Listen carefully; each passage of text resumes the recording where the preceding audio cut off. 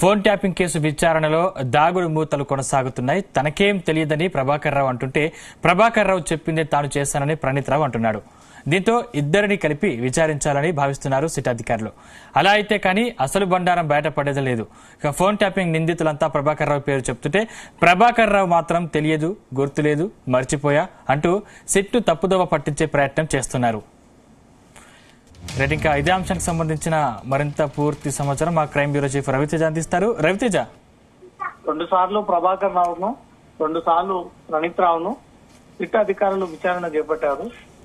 ఈ డేటాని ఎలా ధ్వంసం చేశారు, ఇవన్నీ ఎలా డిస్ట్రాయ్ అయ్యాయి, ఈ పూర్తి వివరాలన్నీ మీరు ఆధారాలు దొరకకుండా ఎందుకు ఇలా వ్యవహరించారంటూ కూడా పదే ఈ విషయాన్ని అడిగినప్పుడు వీళ్ళు సరైనటువంటి సమాధానాన్ని ఇవ్వకుండా దాన్ని దాటేస్తున్నటువంటి ప్రయత్నం చేస్తా ఉన్నారు.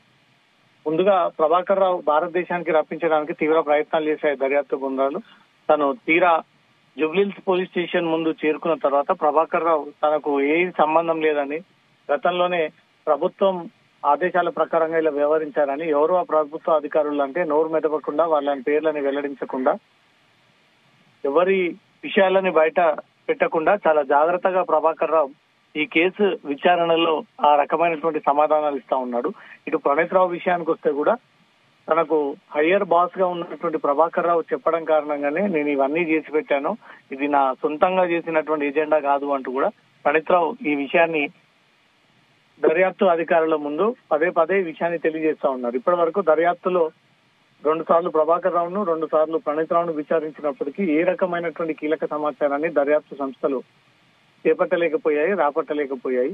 ఈ ఫోన్ ట్యాపింగ్ అనేది ఏ ఉద్దేశంతో జరిగింది, ఎవరి ఆదేశాల ప్రకారంగా జరిగింది, ఎందుకు ఈ ఫోన్ ట్యాపింగ్ చేశారు అనే దానిపై కూడా ఇద్దరి నుంచి ఇప్పటి వరకు సిట్ అధికారులు ఆ విషయాలను రాబట్టలేకపోయారు.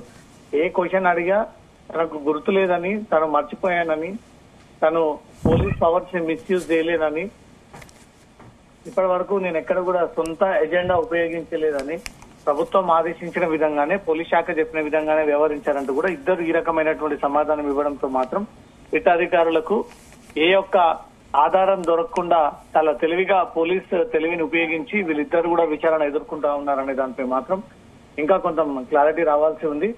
ఇంకా ఇద్దరిని ఒకేసారి కూర్చోబెట్టి జూబ్లీహిల్స్ పోలీస్ స్టేషన్ లో ఎదురుగా దర్యాప్తు సంస్థలు ఇద్దరిని విచారించేటువంటి అవకాశం ఉంది. విడివిడిగా విచారించే సమయంలో ఒకరి పైన ఇంకొకరి పైన చెప్తా ఉన్నారు కాబట్టి డిఎస్పీ ప్రణీత్ రావుని, గతంలో పనిచేసినటువంటి సిట్ చీఫ్ ఐజీ ప్రభాకర్ రావుని ఇద్దరిని ఒకే దగ్గర కూర్చోబెట్టి దర్యాప్తు అధికారి వారికి ఎదురుగా ఏమేం సమాధానం ఇస్తారు, ఏ రకమైనటువంటి సమాధానం ఇస్తారు, లేనప్పుడు ఒక రకంగా ఉన్నారు కాబట్టి ఇప్పుడు ముందే ఉంటే వీళ్ళు ఎలా వ్యవహరిస్తారు అనే దానిపై కూడా అధికారులందరూ కూడా ఎదురు చూస్తా ఉన్నారు. రేపు లేదా ఎల్లుండి ఇద్దరిని ఒకే దగ్గర కూర్చోబెట్టి ఇద్దరిని ఒకేసారి విచారణ చేపట్టి వాళ్ళు ఏం సమాధానం ఇస్తా ఉన్నారో దాన్ని బట్టి మిగతా వారందరూ కూడా నోటీసులు ఇచ్చేటువంటి అవకాశం ఉంది. ఇలా అయితే ఎప్పుడు కొలిక్కి వచ్చే అవకాశం ఉంది?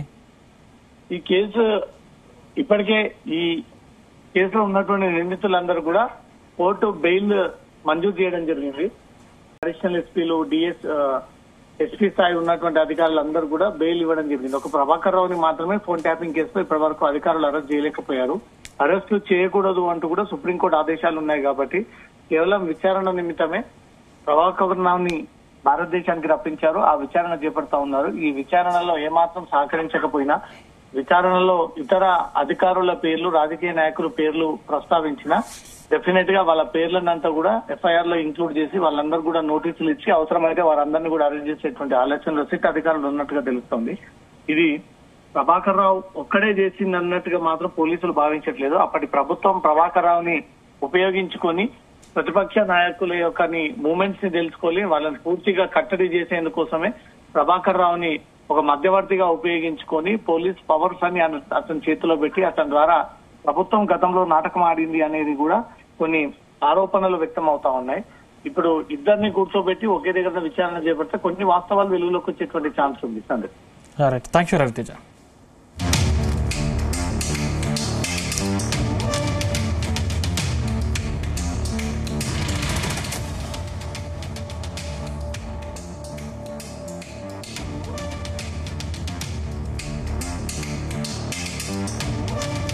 ప్రభాకర్ రావు అమెరికా నుంచి తిరిగి రావడంతో కేసు కొలిక్కి వస్తుందని భావించారు. కానీ ప్రభాకర్ రావు కథ మొదటికి తెచ్చారు.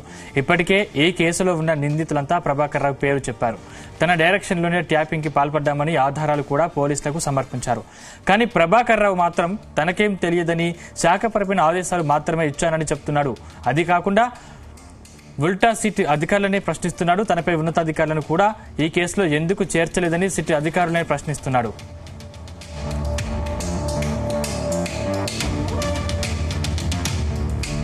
దీంతో సిట్ అధికారులు ఈసారి పక్కగా ప్లాన్ చేశారు. 2 సార్లు ప్రభాకర్ రావును విచారించిన సిట్ ఈసారి అనూహ్యంగా ప్రణీత్ రావును మరోసారి విచారించింది. ప్రభాకర్ రావు ఎలాంటి ఆదేశాలు ఇచ్చాడు అనే వివరాలపై మరోసారి స్టేట్మెంట్ రికార్డు చేశారు. మరుసటి రోజే అంటే ఈ రోజు ప్రభాకర్ రావును మరోసారి విచారణకు పిలిచారు. ప్రణీత్ రావు ఇచ్చిన స్టేట్మెంట్ ను ప్రభాకర్ రావు ముందుంచి విచారణ స్టార్ట్ చేశారు. మధ్యాహ్నం తర్వాత ప్రణీత్ రావును కూడా సిట్ కార్యాలయానికి పిలిచి ఇద్దరిని ఒకేసారి విచారించాలని భావిస్తున్నారు సిట్ అధికారులు.